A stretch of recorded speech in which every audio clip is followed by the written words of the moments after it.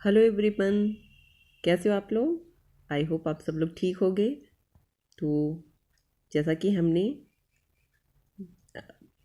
लोग पढ़ रहे थे प्राचीन इतिहास जानने के स्रोत, तो जिसमें पहला टॉपिक था धार्मिक स्रोत, तो उसको हम लोगों ने पढ़ लिया है। अब हम उसका जो नेक्स्ट टॉपिक है ऐतिहासिक स्रोत या फिर ऐतिहासिक ग्रंथ, या फिर इसको हम लौकिक साहित्य भी कहते हैं। आज हम इसके बारे में अध्ययन करेंगे, इसको हम देखते हैं। तो वीडियो को लाइक ज़रूर करिएगा, चैनल को सब्सक्राइब कर लीजिएगा, कमेंट तो ज़रूर करिएगा। तो चलिए बिना टाइम वेस्ट किए वीडियो को स्टार्ट करते हैं। ऐतिहासिक ग्रंथ, तो ऐतिहासिक ग्रंथ को लौकिक साहित्य के नाम से भी जाना जाता है। तो जो ऐतिहासिक ग्रंथ है उसमें से जो मेन है या फिर सबसे इम्पोर्टेंट है वो अर्थशास्त्र है। अर्थशास्त्र किसने लिखा है? कौटिल्य। कौटिल्य का नाम विष्णुगुप्त भी है, चाणक्य के नाम से भी जाना जाता है। इन्होंने अपने अर्थशास्त्र में 15 अधिकरणों एवं 180 प्रकरणों में विभक्त किया है अपने अर्थशास्त्र को। इसका अनुवाद श्याम शास्त्री के द्वारा किया गया। इसमें मौर्य काल का वर्णन है। ये अर्थशास्त्र हो गया। अब दूसरा जो इम्पोर्टेंट ऐतिहासिक ग्रंथ है वो राजतरंगिणी है। राजतरंगिणी कड़लहड़ के द्वारा रचित है। इसमें कश्मीर के इतिहास का वर्णन है। इसके बाद नेक्स्ट है अष्टाध्यायी। अष्टाध्यायी पाणिनि के द्वारा लिखा गया है। यह संस्कृत भाषा व्याकरण की प्रथम पुस्तक है। इसमें मौर्य काल के पहले का इतिहास तथा मौर्य युगीन राजनीतिक अवस्था की जानकारी प्राप्त होती है।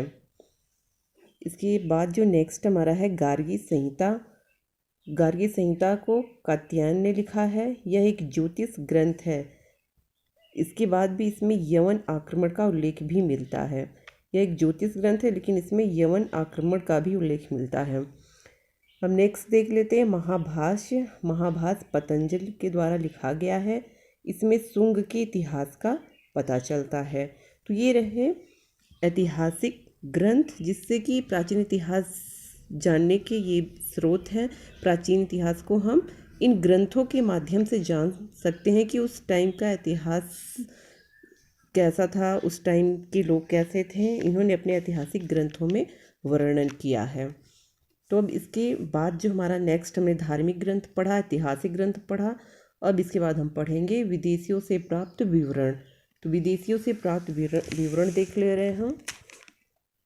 तो विदेशियों से प्राप्त विवरण में आपका हमारा पहला आएगा यूनानी रोमन लेखक, जो यूनान से आए थे, जो रोमन के लेखक थे। इसमें टेटियस पहले हैं, जो ईरान के राजवैद्य थे। और इन्होंने जो अपने ग्रंथ में भारत के बारे में बताया तो वो बहुत ही आश्चर्यजनक, यानी कि अफवाहों पे ज़्यादा वर्णन किया है, कुछ बढ़ा चढ़ा के बातों को लिखा है। इसलिए इनकी जो इनसे जो जानकारी मिलता है वो एक काल्पनिक है, या फिर हम कहें कि अंधविश्वास पे ही आधारित, इसलिए इनका ज़्यादा हमें इम्पोर्टेंस नहीं दिया गया है। अब नेक्स्ट है हेरोडोटस। इसे इतिहास का पिता भी कहा जाता है, इनको हेरोडोटस को। इसने अपनी पुस्तक हिस्टोरिका में भारत फारस के संबंध का वर्णन किया है। अब नेक्स्ट हम देखेंगे निरियाकस, अनेसिक्रेटस तथा अरिस्टोबुलस। ये सिकंदर के साथ भारत आए थे, जिनका विवरण अधिक प्रमाणित एवं विश्वसनीय है। अब नेक्स्ट है मेगस्थनीज। मेगस्थनीज ने इंडिका पुस्तक लिखा है, और इंडिका पुस्तक में मौर्य युगीन समाज का एवं संस्कृति का वर्णन किया है, और ये चंद्रगुप्त मौर्य के दरबार में आए थे। नेक्स्ट हमारे हैं टालमी, जो दूसरी शताब्दी में भारत आए थे, और इन्होंने एक बुक लिखा था भारत का भूगोल। कौन सी बुक? भारत का भूगोल। अब इसके बाद प्लिनी भी आए थे प्रथम शताब्दी में। इन्होंने नेचुरल हिस्ट्री नामक पुस्तक लिखा। ये तो हो गए कहाँ के? यूनानी रोमन लेखक। अब हम देखते हैं चीनी लेखक कौन कौन आए थे। तो चीनी लेखक में पहले हैं फाहियान। कौन है? फाहियान। यह चंद्रगुप्त द्वितीय के दरबार में आया था। यह 14 वर्ष तक भारत में रहा। दूसरे हैं हेनसांग, यह हर्षवर्धन के शासनकाल में आया था और इसने सी यू की नामक पुस्तक लिखा जिसमें 138 देशों का विवरण लिखा है, क्योंकि ये एक भ्रमण के लिए आए थे, कई देशों का भ्रमण किए थे, लेकिन भारत में इसने नालंदा विश्वविद्यालय में शिक्षा भी लिया था। ये तो हो गए चीनी, जो कि चीन में दो ही चीनी यात्री दो ही इम्पोर्टेंट हैं, फाहियान और हेनसांग। फाहियान चंद्रगुप्त द्वितीय के शासनकाल में आए थे और हेनसांग हर्षवर्धन के शासनकाल में आए थे। अब देख लेते हैं अरबी लेखक। अरबी लेखक में अलबरूनी है इम्पॉर्टेंट, जिन्होंने किताबुल हिंद या तहकीके हिंद नामक पुस्तक लिखा जिसमें इन्होंने भारत के बारे में अपना विवरण दिया। और यह अलबरूनी महमूद गजनवी के साथ भारत आए थे।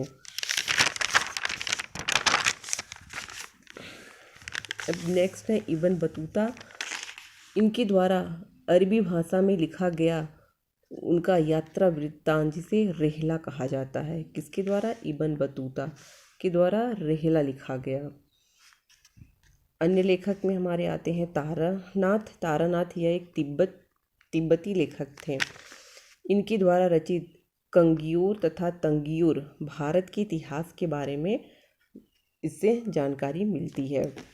अब नेक्स्ट जो है मार्को पोलो, यह 13वीं शताब्दी के अंत में पांड्य देश की यात्रा पर आए थे और इनका विवरण पांड्य इतिहास के लिए उपयोगी है। तो हमने क्या क्या पढ़ा आज?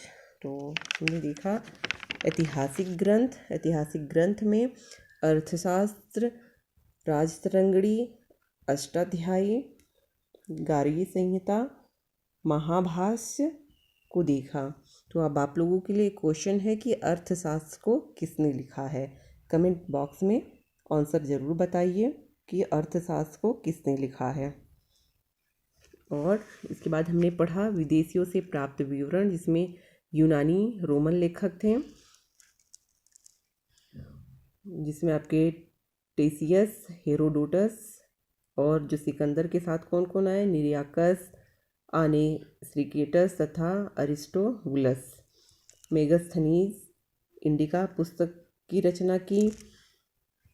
अब ये आपके लिए क्वेश्चन है कि चीनी लेखक में हेनसांग किसके शासनकाल में भारत आए थे।